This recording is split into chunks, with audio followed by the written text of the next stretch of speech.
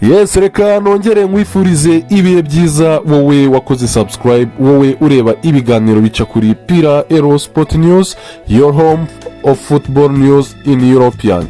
Reka nkwifurize ikaze rero uyu munsi mbazaniye amakuru menshi. Uyu munsi turibanda ku byo Fabrizio Romano atangaje aka kanya, ese kubijyanye na nimero 10 mushya muri Real Madrid bigeze he, ese Alessandro Bastoni muri FC Barcelona bigeze he, ese umukinnyi bita CASEMIRO gusohoka muri Manchester United azerekeza he, n'ibindi byinshi.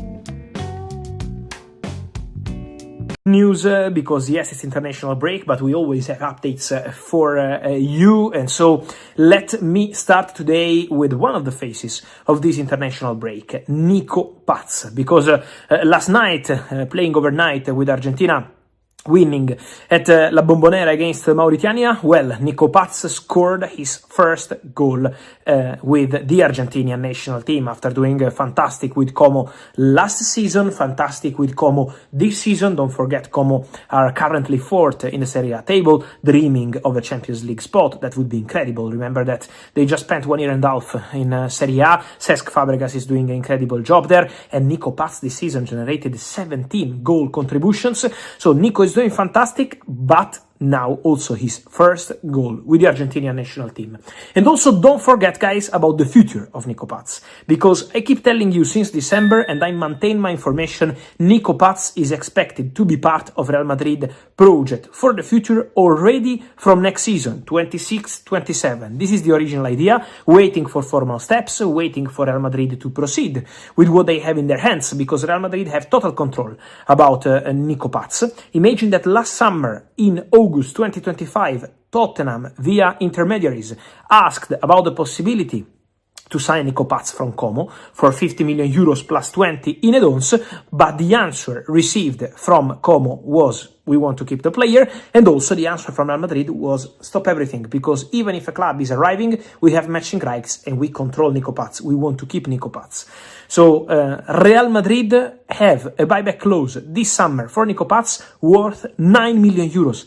9 million euros for one of the best talents in the world in this moment. And then eventually for summer 27, 10 million euros. So it's on Real Madrid to decide, but my understanding is that the expectation is already for this summer 2026, for Real Madrid to proceed and get NICO PAZ back to the club. There is already a contract signed between NICO PAZ and Real Madrid for the moment he decides to return to the club or Real Madrid decide to recall him. So it's already done on player side. It's just waiting on Real Madrid to proceed with Como activating the buyback clause. Then, on former Real Madrid player, Joselu, the former striker of Real Madrid fans will remember him forever after that incredible night at the Bernabéu against Bayern in the semi-finals of the Champions League. Joselu was now at Al Gharafa in Qatar, but what I can tell you is that Joselu decides to leave Al Gharafa at the end of the season. So Joselu is putting himself on the market. There are clubs interested. Joselu would be open to returning eventually to Europe in case of a good opportunity, and so keep an eye on Joselu. Keep an eye on Joselu because could be an interesting name on a free in the summer transfer window, an experienced striker who can score goals, who has international experience, and so for sure could be an interesting target for several clubs in this summer transfer window. Just to close... Yes, atangiriye ku nkuru y'umusore bita NICO PAZ. Ijoro ryashize ku munsi w'ejo yaje gutsinda igitego cya free kick bituma Argentina itsinda umukino.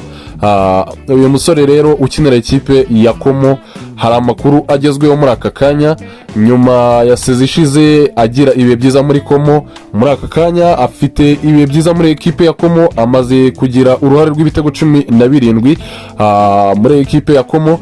Cesc Fabregas arimo aramufasha cyane. NICO PAZ rero sezo yiwe imeze neza cyane. Biravugwa yuko rero muri aka kanya Real Madrid nyuma y'uyu musore gutsinda igitego cya mbere muri Argentina, biravugwa ko uyu musore ari mu biganza bya ekipe ya Real Madrid.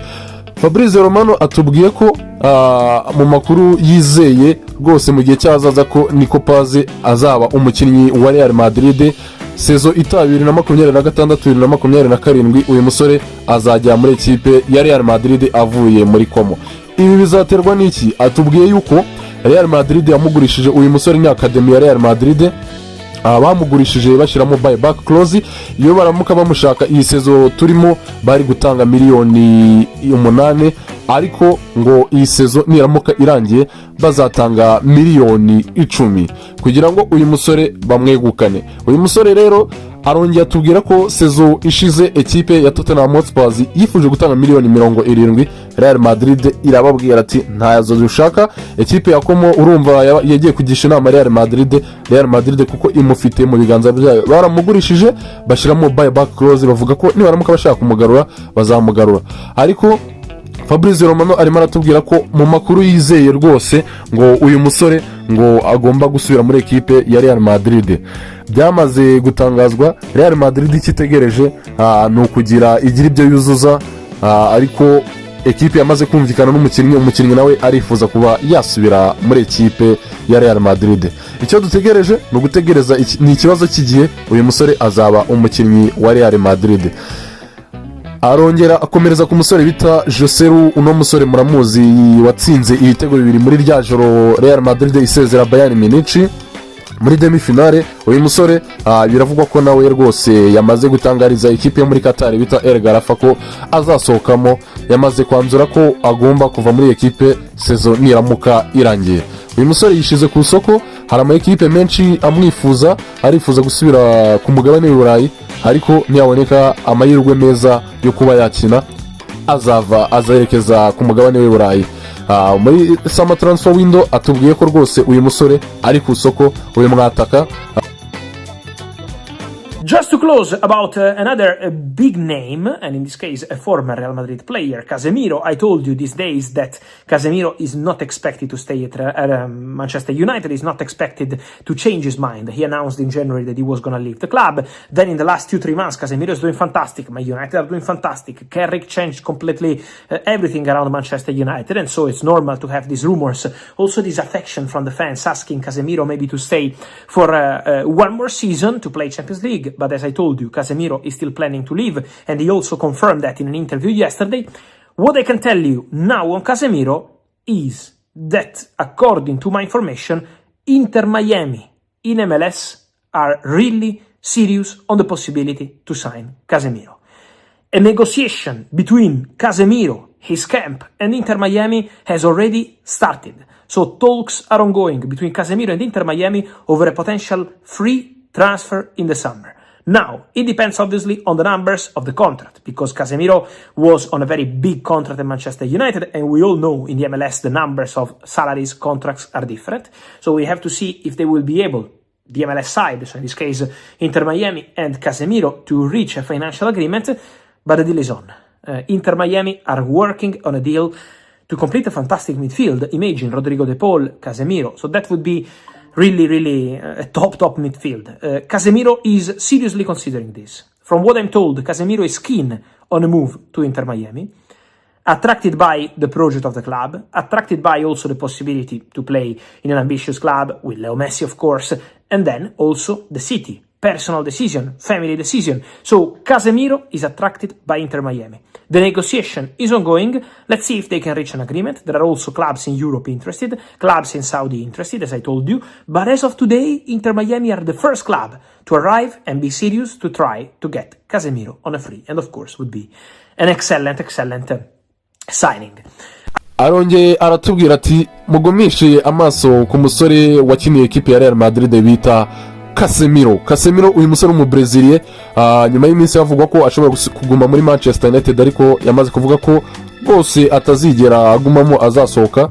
Rero atubwiye ko nyuma y'ibi bihuha bivuga ko agomba kuguma muri Manchester United atari ibyanyabyo, yamaze kwanzura ko azava muri Manchester United. CASEMIRO rero atubwiye ko rwose ngo uyu musore ekipe bita Inter Miami yatangije ibiganiro CASEMIRO. Batangiye kuganiza uyu musore nyine muri kampu y'abahagarariye uyu musore barebe ko bamwegukana. CASEMIRO ikiri gutuma bamwifuza, Inter Miami irimo irabona Lionel Messi ahasigaje imyaka mike.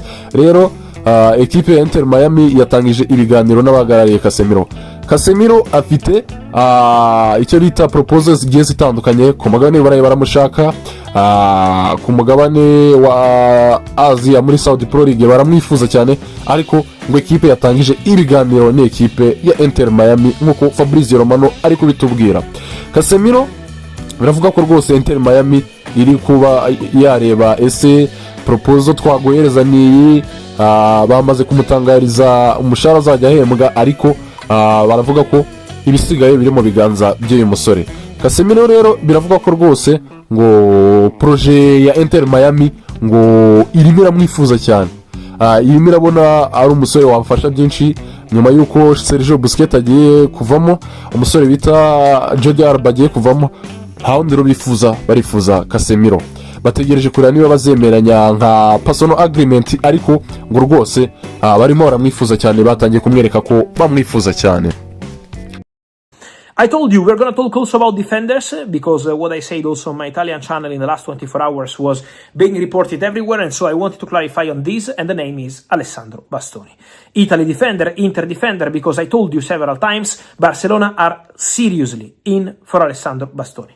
It's not just a media game to put pressure on Inter, it's not just a media game to put pressure on other targets. Barcelona are serious. There is already a conversation ongoing, initial talks, I would say, between Alessandro Bastoni's camp and Barcelona. So some conversation already took place. Barcelona are working on the Bastoni deal on player side.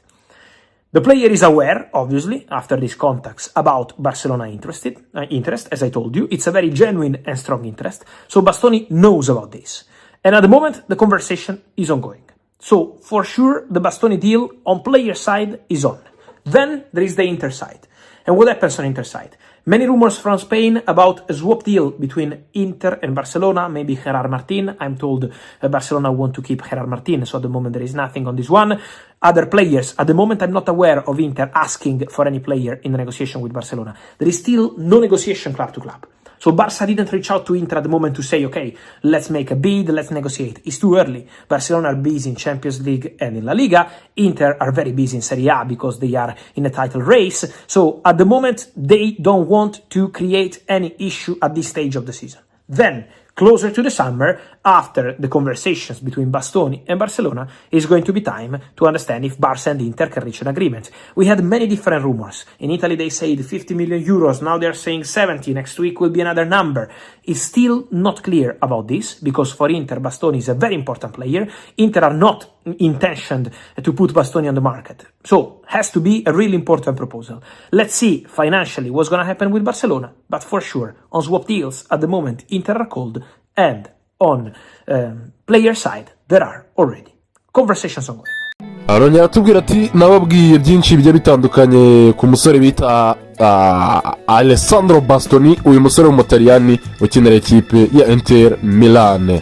Uyu musore rero Fabrizio Romano ari kutubwira ko amaze igihe kirekire atubwira ko Alessandro Bastoni rwose biri seriye ko yava muri iyi ekipe ya Inter Milan. Rero biravuga ko FC Barcelona iri seriye kuba yamwifuza. Hari ibiganiro biri kuba hagati y'abahagarariye uyu musore na ekipe ya FC Barcelona. Ibiganiro byatangiye uyu munsi. Barcelona irimo irareba ko yasinyisha uyu musore Alessandro Bastoni. Nawe rwose nyuma y'ibi biganiro ngo rwose arimo arifuza kuba yaba umukinnyi wa FC Barcelona. Bastoni rwose ngo arabizi ibi byose, ariko ibiganiro birakomeje.